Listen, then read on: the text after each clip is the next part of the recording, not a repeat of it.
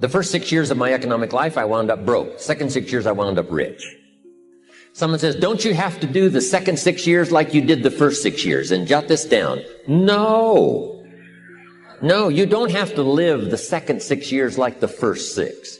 You can use all the information and all the advice and repairing all of your mistakes and adopting a new and refined philosophy so that the next 6 years can be totally different than the last 6.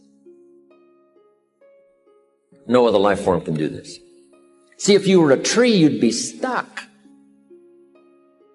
As a tree, if you used up all the nourishment that was around you and you couldn't change location, see, you would die. But that's not true. Human beings can change location, go north, south, east, west, live here for a while, live somewhere else for a while. So that's a note to make. You can greatly alter the course of your life. Now here's the next note to make. 5 years from now, you will arrive. The question is where? If you keep up your present disciplines and keep up the present pace that you're on, where will you be in 5 years? Boy, it's easy to say, hey, I haven't really thought about that. So now make this note. In 5 years, here's the probability. You will either arrive at a well-designed destination or an undesigned destination. And I promise you, 5 years from now, you really don't want to arrive at an undesigned destination. Because you may very well wind up wearing what you don't want to wear, driving what you don't want to drive, living where you don't want to live, maybe doing what you don't want to do. Simply because you didn't design a better destination. Now, sometimes after we've lived a few years now to repair our mistakes and get back on track seems like a tough job. If you start early, the fortune belongs to you. If you start early. All fortunes that are available to humans, if you start early, the promise looms large and the odds are heavy in your favor. Now, yes, it's possible to do some radical things starting late and still arrive with some good treasures and some good things. But when you haven't got that much time left, now sometimes the decision has to be so drastic people are not willing to make it and they're too tired and too weary and too ill. And say, look, I don't have much time left. It's not going to happen for me anyway. It's easy to take that attitude. But everyone here, we've got the time over the next 10 years. We've got the time the next 20 years. We've got the time the next 30 years to make some repair now in our errors of the past and set up some new disciplines. And I'm telling you, that's going to change everything. So, 5 years from now, I wish for you to arrive at a well-designed place.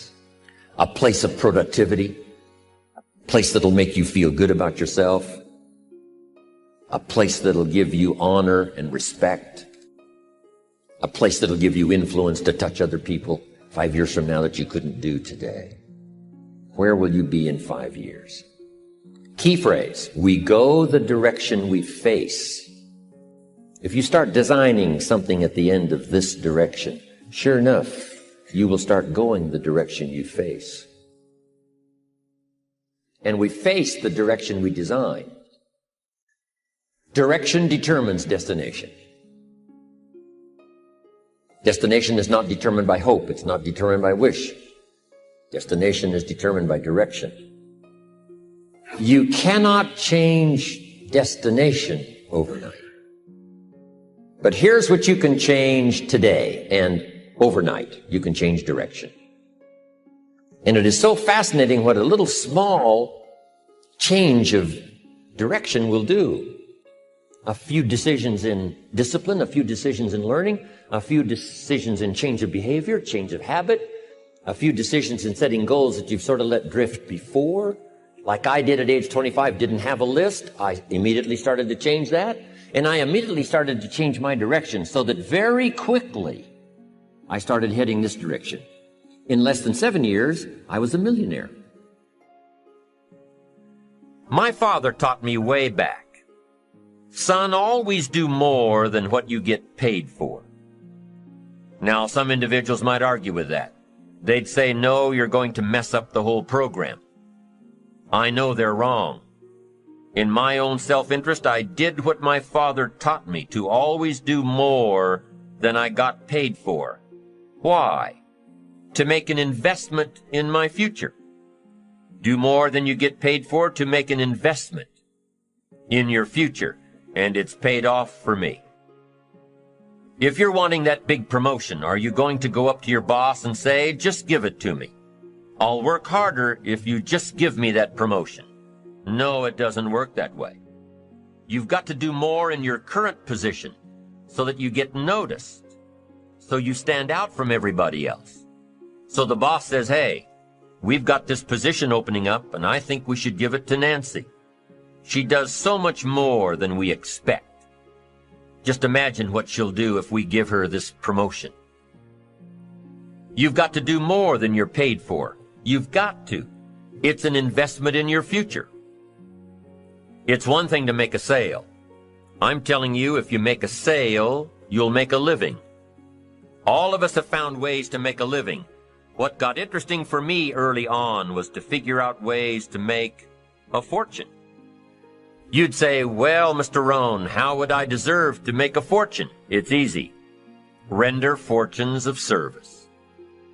People will do things you cannot believe for people who give them good service. Here's one of the greatest gifts you can give anybody, the gift of attention. In return, they will do extraordinary things for your career, take you by the hand, and lead you to more people than you could meet by yourself. Always do more than you get paid for. Life responds to deserve, not need. Life was not designed to give us what we need. Life was designed to give us what we deserve. Once you understand that little life principle in your own self-interest, I'm telling you, it's life-changing. The ancient law does not go like this. If you need, you will reap. No, it doesn't work that way. A lot of people out there are hoping it works that way, but no, it doesn't. The ancient law goes like this. If you plant, you will reap. If you sow, you will reap. Somebody says, well, I really need to reap. Well, then you really need to plant in your own self-interest. Your own self-interest needs to be educated in how to plant, how to do it so everybody wins. Because life doesn't respond to need.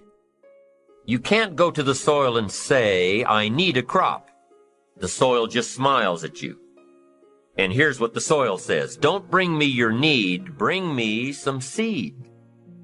Bring me some effort. Bring me some discipline. Bring me some interest. Bring me some service.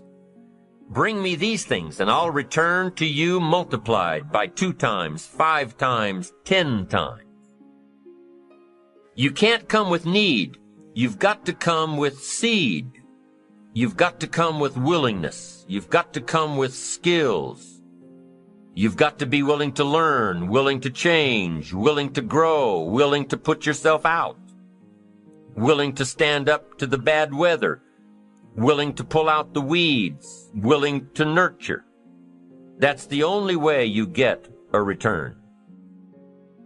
Once you understand these principles, self-interest now truly becomes an exciting challenge, making sure everybody wins. Enlightened self-interest makes sure that everybody wins. Let me give you a good philosophical phrase. All values must be won by contest. All values must be won by contest. And after they've been won, they must be defended. You say, wow, you've put a pretty heavy task on us. That's what life is all about, a pretty heavy challenge. We don't give large trophies for small effort.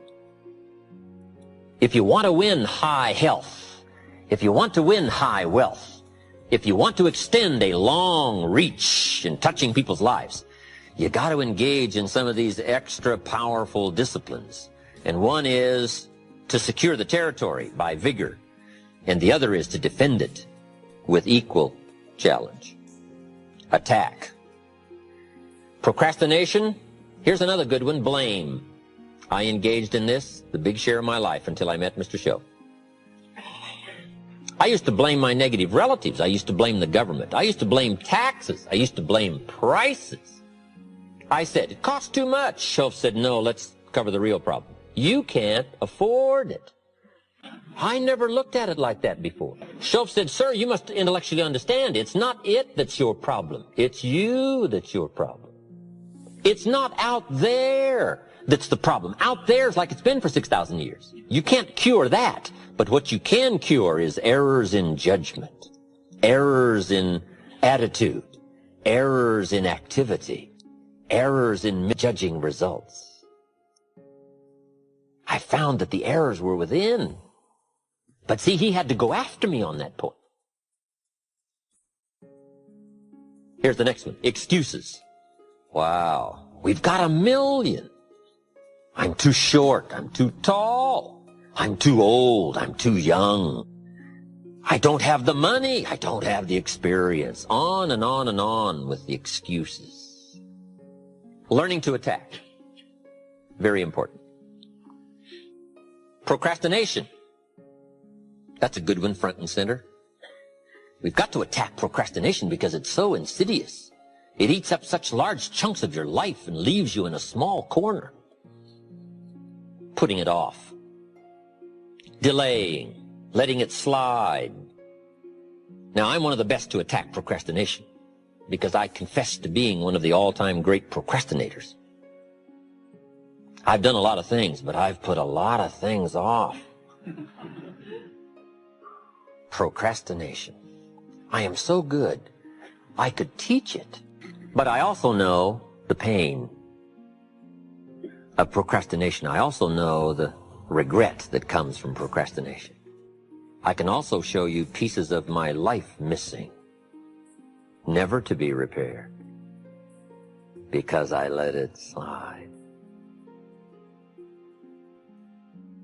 Now see, if we all studied our own lives, and we're trying to help somebody with this insidious disease of procrastination and putting it off, front and center, we use ourselves as best example because you feel the strongest about your own experiences and your own emotions.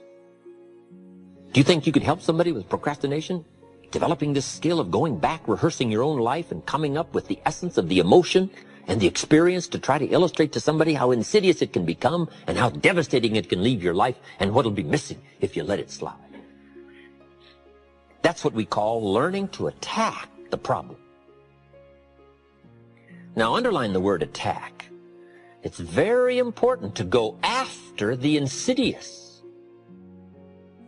If the future gets clear, the price gets easier. Because you got to remember, for every promise, there's a price to pay. Everybody's got to pay the price. Everybody's got to do the deal. Everybody's got to do the disciplines. Everybody has to pay. But here's what I've discovered. If the promise is clear and powerful, the price is easy to pay. The price is some classes. The price is a few books. The price is a few disciplines. The price is finding something that'll make your life better, make you grow, make you change, make you develop. So the first part of the key is to design the promise. Then, what is the price to pay? I'm telling you, the price will be easy. Anybody in my audience, no matter where you are, where you come from. Color doesn't matter, religion doesn't matter, where you grew up doesn't matter, circumstances don't matter. I'm telling you, if you'll make the promise of the future clear for yourself, the things you want, the places you want to go, the things you want to have, the person you want to become, the skills you want, the homes you want, the future you want, the friends you want, all of the values of life that you could possibly want. If you'll make that clear, make those lists, and be serious about it, I promise you it's an easy price to pay. Anybody can pay it. And the best advice I can give you is, if I can do it, you can do it. Farm boy from Idaho, raised in obscurity, I changed my life, turned it upside down, turned it all around, found economics, found future, found promise, and if I can do it, you can do it. So, start setting your goals and see if you can't get a better excitement going for the things you want to accomplish for the future. One of the major reasons for setting goals is for what they make of you in achieving them. My teacher advised me when I first got started at age 25, he said, Jim, why don't you set a goal to become a millionaire? He said, it's got a nice ring to it. You know, enough zeros to impress your accountant. And he said, I'm here to help you. You're only 25 years old. You've been to 1 year of college. You've got a beautiful family, every reason to do it. Why don't you set a goal to become a millionaire? And he said, here's why. And I thought, he doesn't need to teach me why. Wouldn't it be nice to have $1 million? He said, no, then you'll miss it. He said, here's why. For what it will make of you to achieve it. I'm telling you, that statement changed my life. Set the kind of goals that will make something of you to achieve it. He said, now, once you become a millionaire, what's important is not the money. I thought, that's kind of strange teaching. He said, honest, it isn't important. He said, you could just give the money away. Now, I did better than that. I lost it all. By the time I was 31, I was a millionaire. By the time I was 33, I was broke.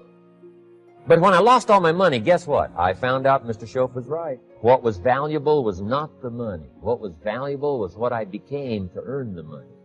The skills I had, the knowledge I had about the marketplace, the values that I had going for me. They were more valuable than the money. And here's an important statement to remember. It's not what you get that makes you valuable. It's what you become. So part of the key here is to set the kind of goals that will make something of you. Don't set them too low so that you don't have to grow and you don't have to read and you don't have to try and you don't have to stretch. Don't set them too low. And then don't sell out. Don't go for something that's going to cost you your virtue or cost you your values or sell out your principles. There's a good middle road here to follow. Goals that will inspire, goals that will help you grow, change, develop, and become better than you are. Okay. Now let's talk about financial independence. How to become rich by 40, 35 if you're extra bright, much sooner if you find an opportunity like I did. Let me show you how I did it. Financial independence. I like the phrase financial independence. Some people are a little bit concerned about using the word becoming rich or becoming wealthy, and I can understand that. I struggled a little bit with this. Is it okay to go for becoming rich, go for becoming wealthy? And maybe that's a bit too strong a word or strong a term. So here's what I've come up with that I think is comfortable for me, and that is how to become financially independent. I think it's every person's heritage here, especially in America, to become financially independent. Now, let me give you my definition of financial independence. Financial independence is the ability to live from the income of your own personal resources. Financial independence. Now it depends on how you want to live. If you need $2,000, $3,000 a month, if you need $4,000 or $5,000 a month, if you need $10,000 a month, some people may need, $100,000 a month. But whatever you would need to live, and you could earn that living from the income of your own personal resources, that's what I call financial freedom, financial independence. And let me show you how to acquire it. If you start at age 15, between ages 15 and 35 is 20 years. And in my personal opinion, based on my own studies and my own experience, 20 years, in my opinion, is enough time to become financially independent. If you're not, you don't live in the wrong country. Probably what's happened is you have the wrong plan. And it's easy to be a nice person with the wrong plan. I found that when I was 25 years old. I was broke at age 25, and I was a nice guy. You would have liked me. But I'm telling you, my plans up until then, especially my financial plan, left me broke. I totally changed it the next 6 years, and I became financially independent. So I know what I'm talking about. It is possible in a reasonable amount of time, 15 to 35, whatever, 20 years time, enough time. You can do it in a much shorter period of time, like I did if you want to. But this is a reasonable enough time. But here's number one. First of all, you got to have the right philosophy. Philosophy is our ability to gather knowledge and sort through it and decide what's valuable. To develop a philosophy about life, a philosophy about our health, a philosophy about our family relationships, a philosophy about economics. And if you develop the right philosophy, that's what helps to set this sail so that in 6 years it takes you where you want to go instead of winding up like I did that first 6 years of my economics, broke, no money, empty bank account. The right philosophy. Now let me give you a couple of philosophies to consider. Here's the first one. It's called the philosophy of the poor. And here it is. Poor people usually spend their money and invest what's left. That's the philosophy of the poor. Now here's the philosophy of the rich. Rich people invest their money and spend what's left. And here's the startling answer. It really doesn't matter what the amount is. What's most important is not the amount. What's really important is the philosophy. So I would ask you to adopt this philosophy of spending after you have invested. Invest first, then spend. And I've got a little formula that I'm going to share with you. Now, what should a child do with $1? I mean, there's a lot of debate going on, I'm sure, across the country on what a child should do with $1. Here's one opinion. It's only a child and it's only $1. What difference does it make? Well, in my opinion, it makes all the difference in the world. A person's economic future starts with a child with $1. Somebody says, oh, no, you're only young once. Let him spend it all. Well, when would you hope that would stop? Somebody says, well, wait till he's 50 and broke like me and then he'll learn. Well, no, we don't want to wait that long. If I would have known earlier than age 25, I would have changed. In high school, if they would have had classes called Wealth 1, Wealth 2, I'd have taken both classes. I would not have waited until age 25. So, the earlier the better. So, what should a child do with $1? Here's the simple premise to begin with. Don't spend it all. And if a child wants to spend the whole $1, you got to say, hey, don't spend it all. Don't spend it all. They'll say, why not? It's my $1. I earned it. You say, I know you earned it, but don't spend it all. They'll still say, why not? Say, let me show you why not. So you put them in your car, take them to the other side of town, and show them where people live that spend the whole $1. Just drive them around. Kids learn best by visual. Just drive around and say, would you like to live here? Kid says, no. Would you like to live like these people live? Kid says, no. Then you can't spend the whole $1. So, kids will get the message. So, take them to the other side of town, show them around, unless you already live there, and then just show them around. Anyway, don't spend the whole $1. Now, let me give you my best view of what to do with $1. And I promise you, if you started at age 15, now if you're over 15, right, you've still got plenty of time. You still got 20 years. If you're 30, you still got 20 years. I mean, you still got plenty of time to start what I'm about to share with you. What to do with $1. Here's my first bit of advice. Never spend more than 70 cents. Never spend more than 70 cents. Now, you got to pick some number, and the number you pick is going to be determined by your philosophy. It's going to be determined by what you've been taught or your experience teaching yourself. When I first met my teacher, Mr. Schoaf, I was at about 110% of each dollar. I'm down at Budget Finance, hawking my furniture and my car one more time. And then I learned a whole better formula for financial independence. Number one, don't spend more than 70 cents. Now, kids say to me, well, okay, what do I do with the other 30 cents? And here's what I teach them. 10 cents for charity. Charity or church, or helping people that can't help themselves. 10 cents to support worthy projects. Projects that you feel good about. 10 cents out of every dollar. It's called being generous with part of what you've taken out of society. Now, in my opinion, nothing teaches us character better than generosity. No class, no teacher, no book teaches character better than generosity. And the best time to start is when the amounts are small. And I know if kids learn these lessons well, they'll give a dime out of $1, help people that can't help themselves, support worthy projects. Or if you belong to a church, they teach tithe, piece of. That's very important. Now, because when the amounts get larger, sometimes it's a little more difficult. Giving 100,000 out of $1 million, someone says, oh, if I had $1 million, I'd give 100,000. I'm not sure. That's a lot of money. So the time to start is when the amounts are small. 10 cents out of $1. Okay, next 10 cents I call active capital. Active capital means do something to make a profit. Active capital.